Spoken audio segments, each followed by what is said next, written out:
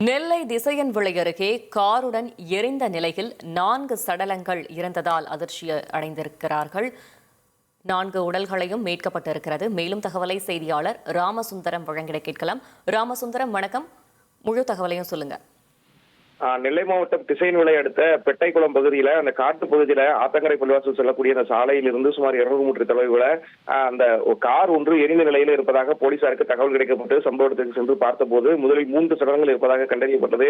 தற்போது அதில் 4 சடலங்கள் இருப்பது கண்டறியப்பட்டிருக்கிறது. ஏற்கனவே கார் முழுவதுமே எரிந்து தீக்கிரையான நிலையில உள்ள சடலங்களும் எரிந்த நிலையில் இருக்கிறது.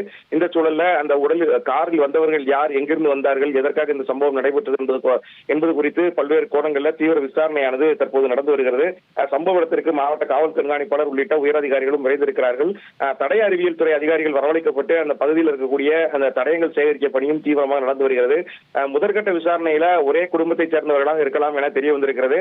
அதே போல இந்த கார் விபத்து காரணமாகவே இது எரிந்திருக்கலாம் என்ற கோணத்திலும் தற்போது முதற்கட்ட விசாரணையில தடய அறிவியல் துறையினர் சோதனையில் ஈடுபட்டிருக்கிறார்கள். வேறு ஏதும் காரணத்திற்காக இங்கு வந்தார்களா என்பது குறித்தான விசாரணையும் தீவிரப்படுத்தப்பட்டிருக்கிறது. காரில் உள்ள அனைத்து தடயங்களையும் சேகரிக்கக்கூடிய பணியில தடய அறிவியல் துறை அதிகாரிகள் ஈடுபட்டிருக்கிறார்கள். மோப்பனாய் உள்ளிட்டவைகளும் சம்பவ இடத்திற்கு வரவழைக்கப்பட்டு தற்போது விசாரணை தீவிரப்படுத்தப்பட்டிருக்கிறது. தகவல்களுக்கு நன்றி ராமசுந்தரம். 1,27,00,000 மனங்களை வென்ற தந்தி டிவி யூடியூப் சேனல். தவிர்க்க முடியாத தம்ப்நெயில்ஸ், கலக்கலான கான்டென்ட்ஸ். நீங்களும் இந்த குடும்பத்தில் இணைய இப்பவே சப்ஸ்கிரைப் பண்ணுங்க.